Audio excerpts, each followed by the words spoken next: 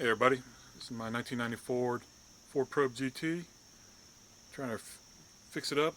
So it runs pretty good.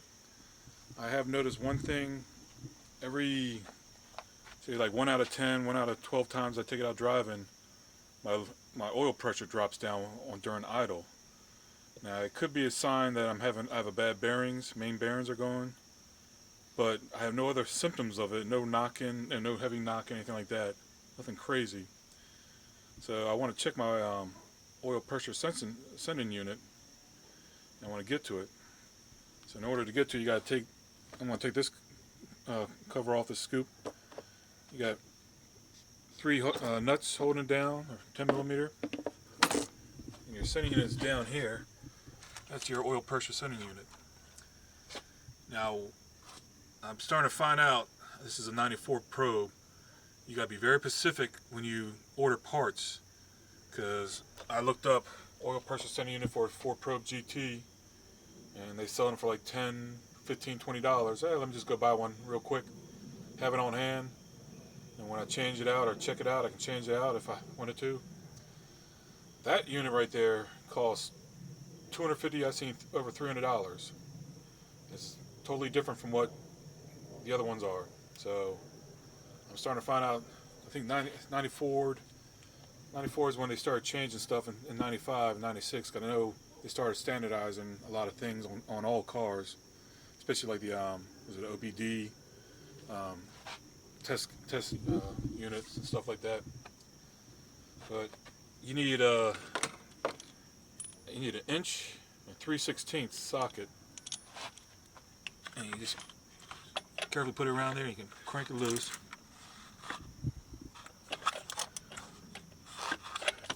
And once you get it loose, I already have a pan underneath there, so because I'm sure oil is going to drip out. What I'm going to do, I got a manual test gauge, so I'm going to hook the test gauge up there, warm up the engine, and see what it reads. Now, at idle with a warm engine, it should read 28 pounds. If it stays that way for a long time, I know, or somewhere close to that, I know my oil pressure is good. If not, it might be the sending unit, it might be a couple other things, but I want to first see exactly what type of oil pressure I have. So I'm going to take the sending unit off. I'm going to hook up this gauge to it and start the car and let the car run for a while. Now when I take that out, I'm sure oil is going to come out. I got a pan underneath, so crank this loose. I already got it loose right now. Hope I can get it off by hand. Not much to grab. Nope, still gonna need a ratchet.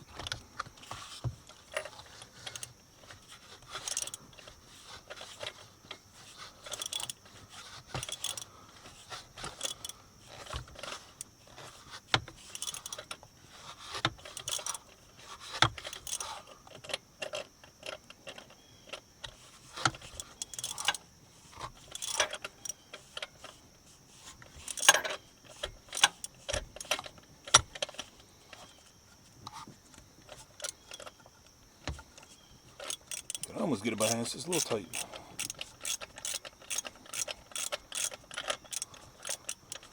Just don't want it plopping down. I think now I can get it by hand.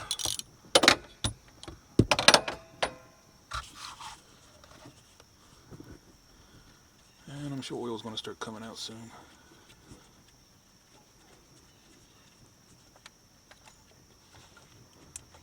There's the unit out. Haven't quite seen any oil coming out yet. I'm going to screw this in. This is just a nipple coupling. I'm going to screw that in there, and I can put the attachment on. I'm going to need probably both hands to get it, so. Alrighty, so this is the sending unit. It's the oil pressure sending unit for a 94 Ford Probe GT. This is what I bought. This is for 95, and I think 95 and up. And I didn't realize that they're different. But it's funny, the thread's the same. It's a quarter thread. So I do. I'm kind of curious if I put in what would happen. But like I said, this is $200. Now this is like $250, $300. And that's $15, $20. But so right now I have my hose hooked up to my gauge. I want to start it up, and I'm going to read the pressure and see what I got. Alright, like I said, I'm going to fire it up, let it warm up, and I'll take a look at the gauge.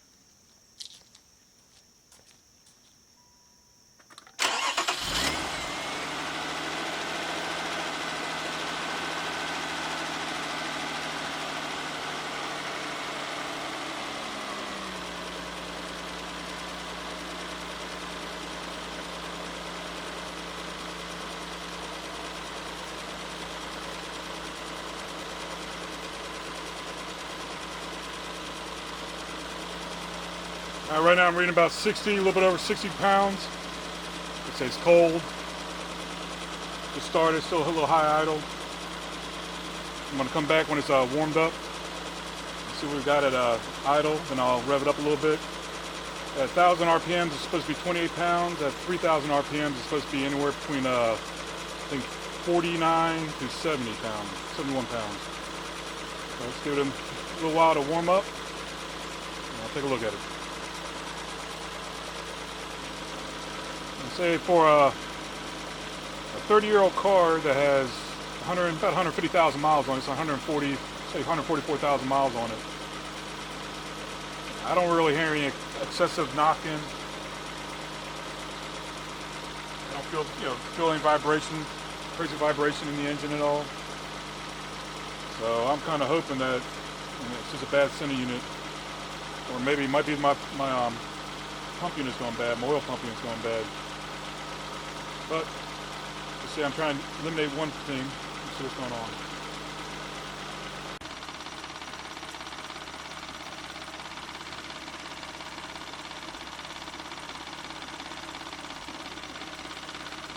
Now this gauge, you can see it. As you compresses, it releases the pressure. I had up to 1,000 RPM, supposed to read over 28 pounds. I got about 34 pounds right there, pressure. I'm going to release the pressure with this little button. And it's starting to creep back up to 20 pounds. Right now I'm at probably like 800, 600 idle. So it's about 20 pounds of pressure at low idle. The book says at 1,000 you're supposed to be over 28. I'm in my low 30s, mid 30s. And I could do 3,000. Let's take a look at 3,000.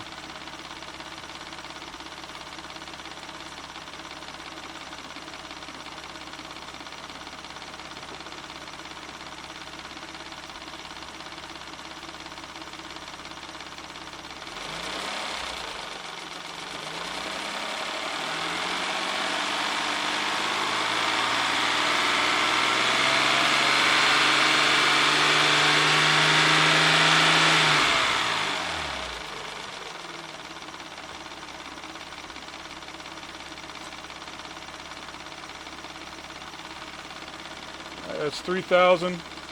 It's over 50. You see the needle come down a little bit. And it's still coming down. I'd like to be able to see when it's actually running, but 50 is the low end, but it is good. I think it's when I'm gonna do it one more time, take a look, so it's gonna come out quicker before it drops down. I'm actually gonna prop it up. I'll be able to see it from here.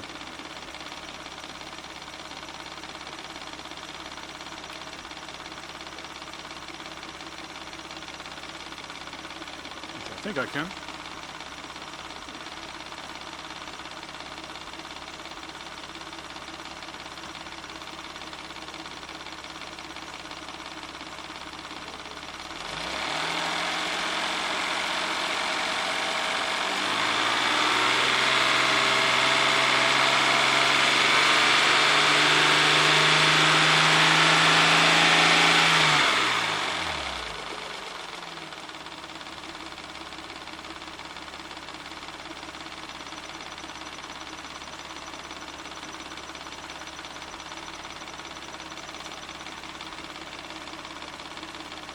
it's about 50, it's about 54. So 54 pounds at 3,000 RPMs.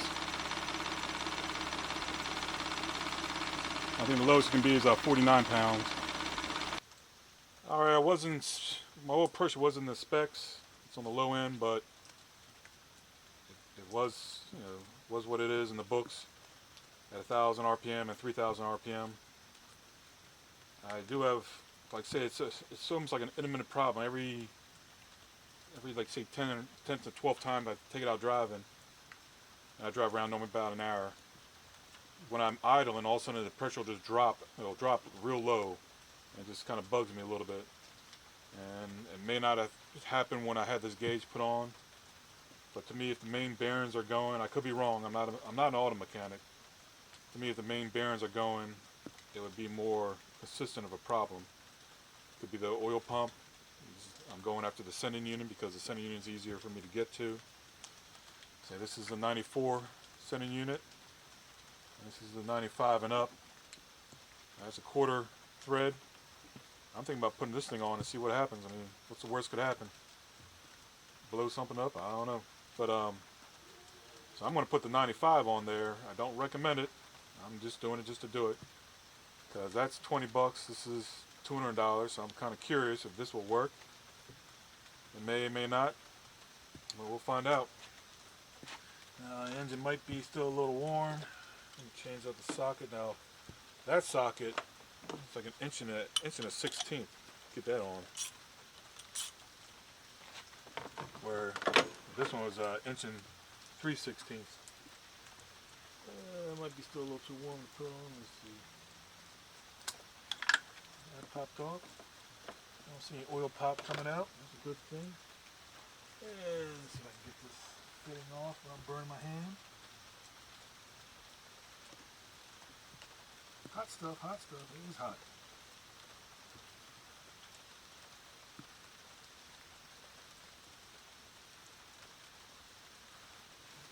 Ooh, that is hot. And got a little bit of oil dripping out. Let me put this in.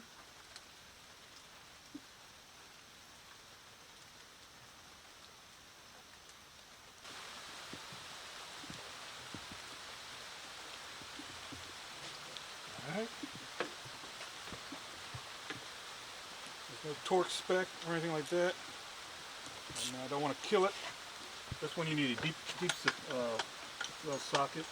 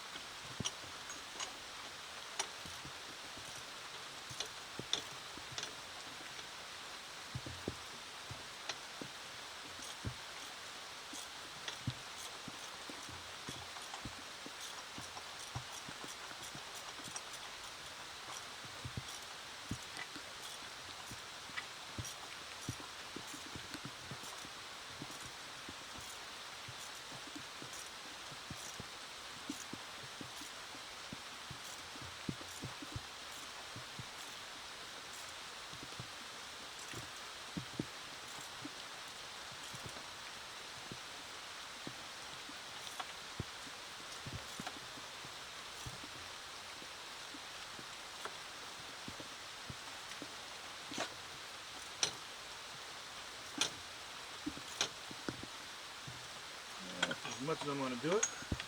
Got the connector, hook it back up.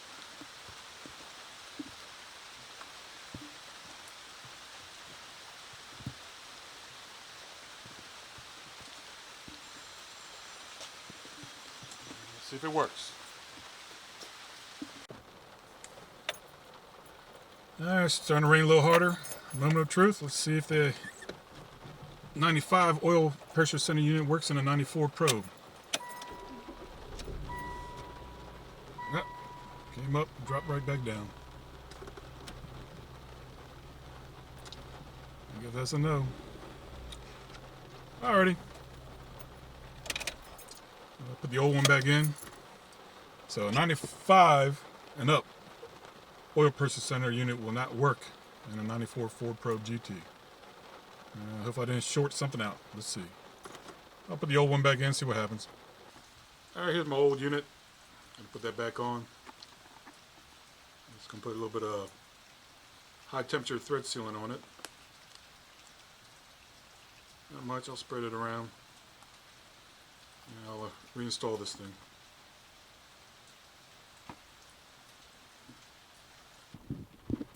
Alrighty, got the old unit back in. Let's see if I didn't break something, or let's see what happens. Hey, look, it works. Alrighty, at least I didn't go backwards. A lot of times when I'm messing on stuff, I break it. I learned the hard way.